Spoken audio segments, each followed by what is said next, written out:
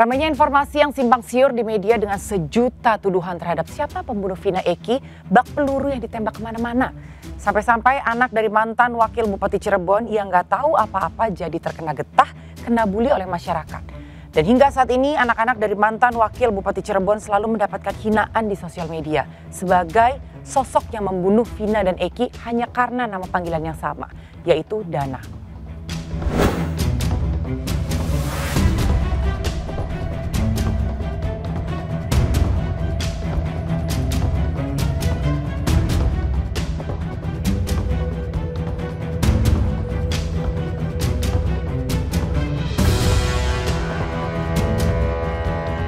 Ya teman-teman Insta Historian, ini sekarang saya sudah berada dengan Bunda panggilannya dan juga Mas Rama beserta keluarganya semua yang baru-baru ini memang cukup viral di media dengan adanya tuduhan dan omongan-omongan dari netizen yang menyampaikan bahwa salah satu pelakunya adalah Rama dengan segala bentuk tuduhan yang sangat mengganggu pihak keluarga, dan saya di sini memberi ruang untuk Bunda dan juga keluarga sekalian untuk menceritakan awal mulanya dan apa sih sebetulnya yang tiba-tiba jadi trigger sehingga pada saat itu Mas Rama dihujat atau dibully lah ya gitu. Dari Bunda dulu. Oh iya, terima kasih teman-teman media semuanya. Saya ingin mengklarifikasi ya. Sesungguhnya kemarin kita sudah klarifikasi di TV One juga ya. Artinya saya sudah klarifikasi di TV One saja. Ini masih saja bulian-bulian di media sosial terhadap keluarga masih berlangsung gitu loh. Oleh karenanya ini mungkin bisa jadi salah satu solusi juga untuk meredam netizen di luaran sana, karena memang sangat dahsyat sekali omongannya, jadi sangat berpengaruh secara psikologis untuk anak saya, terutama begitupun saya sekeluarga, karena memang ini anak saya ini jadi dibully ya, dibully jadi ketika jalan dimanapun sorotan mata juga ke anak saya gitu ya, dan ini memang semuanya konsentrasi kepada Vina, simpatisan juga kepada Vina. Yang saya khawatirkan ini terjadi, yang ditakutkan saya ini takutkan nanti ada kejadian hal-hal yang tidak diinginkan kepada anak saya, ya kan seperti itu, karena memang dahsyat sekali ya. Netizen ini menyampaikan kata-katanya seperti itu. Dan perlu saya sampaikan bahwa pada saat kejadian 26 Agustus 2016 putra saya yang namanya Ramadhani ini memang usianya baru 11 tahun. Ya, sekolah juga baru 5 SD kelas 5 SD. Belum pakai motor. Belum bisa pakai motor ya, saya bilang gitu. Belum bisa pakai motor. Jadi emang awalnya anak saya yang Dani ini ya, yang memang namanya hampir bersamaan Dani. Tapi sesungguhnya anak saya ini dipanggilnya Rama ya. Jadi setelah saya klarifikasi, lari lagi kepada anak saya yang nomor pertama, Satria Robi Saputra. Ya mungkin namanya juga nih hampir bersamaan juga seperti hampir bersamaan juga. Jadi memang saya mengharapkan ya, karena kita juga mempunyai semangat sama-sama satu frekuensi untuk masyarakat Indonesia, ingin bagaimana kasus ini lebih terang benderang, lebih cepat terungkap, dan keluarganya Vina juga ingin mendapatkan keadilan secara hukum seperti itu. Oke, dari Mas Rama dulu, Mas Rama boleh diceritakan jadi awal mulanya pada saat itu kayak gimana Mas? Jadi awal mulanya itu teman saya itu ngirimin link dari sosmed, baik Instagram maupun TikTok ya Kak. Jadi ngirimin lu dituduh nih, lu diduga sebagai pelaku seperti ini. Tapi pada saat itu memang penonton itu masih sedikit gitu, nggak nyampe ribuan gitu, nggak nyampe jutaan gitu. Jadi saya diemin aja. Saya bilang ke teman saya, ini juga nggak mungkin viral gitu. Udah ini Pak, bikinan orang-orang nggak jelas aja gitu, cocokologi aja. Saya diemin 2 hari, 3 hari ke depan. Tiba-tiba view-nya itu membludak 1 juta, 2 juta, sampai akhirnya ya sampai sekarang ya Kak. Sampai sekarang saya masih dituduh. Dan itu sangat mengganggu Mas Rama pasti kan dalam kegiatan dan tapi kalau mau dibilang mengganggu ya pasti mengganggu. Tapi saya lebih fokus tuh terhadap mama saya sendiri. Kalau saya kan kuat lah dibully gitu ya.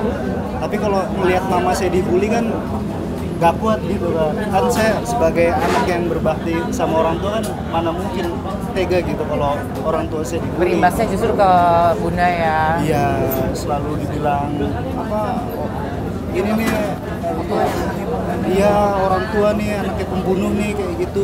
Saya bilang selalu di media sosial kalian bully saya aja, kalau saya kuat dibully, tapi jangan bully orang tua saya, jangan bully saudara-saudara saya, karena saudara saya tuh udah punya anak gitu, takut keponakan saya tuh dapat sanksi sosial seperti saya. Dapat sanksi sosial? Selain dibully, ada yang datang ke rumah untuk marah-marah dan lain sebagainya, sempat ada juga? Atau gimana Mas Rama? Kalau seperti itu nggak sampai sih kalau datang sampai ke rumah ya. Tapi kalau saya ke luar, misalnya ke mall atau kemanapun gitu, pasti ada aja orang yang nanya gitu. Sampai waktu itu sempat diteriakin lah, inilah. Kayak teman-teman pun pasti ada juga yang ngejauhin.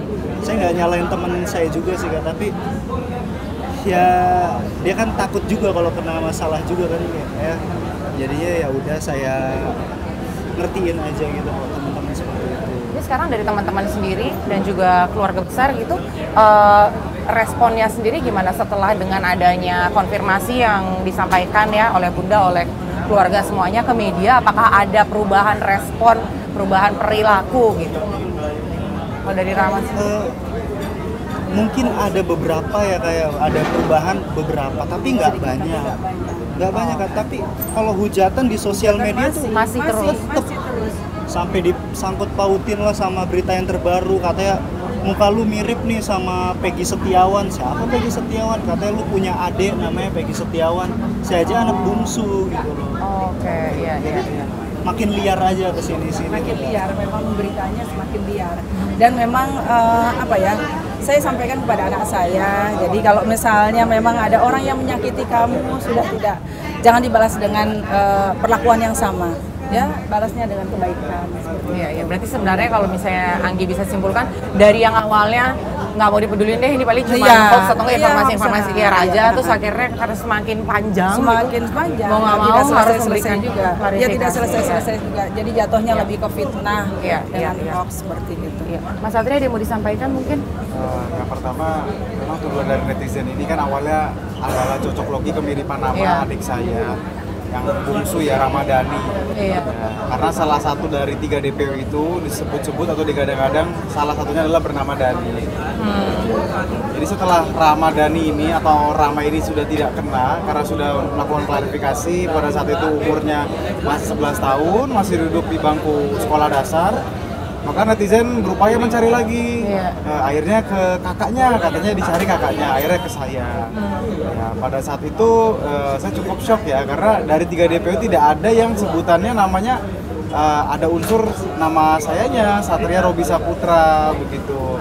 Nah, terus setelah saya mungkin sudah klarifikasi, akhirnya dilanjutkan lagi ke adik saya yang ketiga, itu namanya Reza Primahanjaya. Jadi maksud saya hanya berpesan di sini bahwa kami berangkat ke Jakarta di sini bersama keluarga dari kakaknya Vina, Mbak Marliana.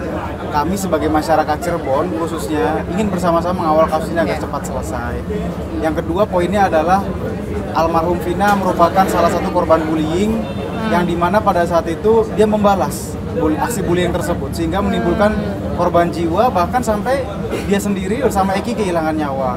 Kami di sini yang menjadi korban bullying selanjutnya ingin menghentikan mata rantai tersebut.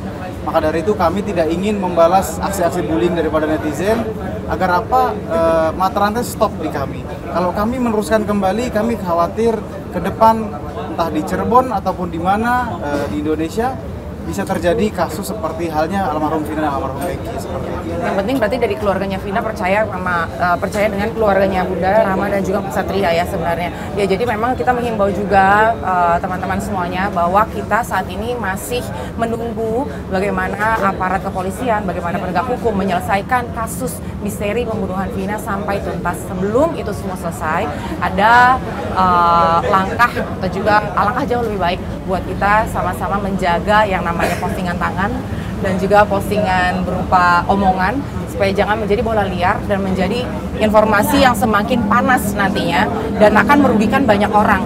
Karena kalau kita tahu apa yang benar tapi kita nggak melakukan, kita juga bersalah loh.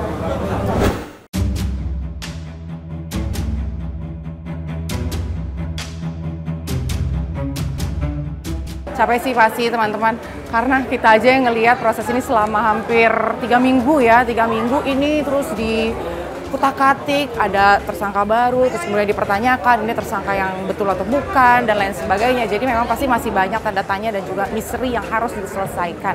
Tapi kita kawal bersama-sama dan kita juga belajar untuk menjadi netizen yang cerdas, netizen yang bijak dalam postingan, dalam memberikan statement apapun, karena salah kata sedikit, salah persepsi sedikit, yang dirugikan banyak pihak. Equality before the law. Kalau ada perlakuan-perlakuan yang tidak equality, dipaksa. Oke, selama di kantor polisi saya dipaksa. Nanti lo di pengadilan gua nyanyi.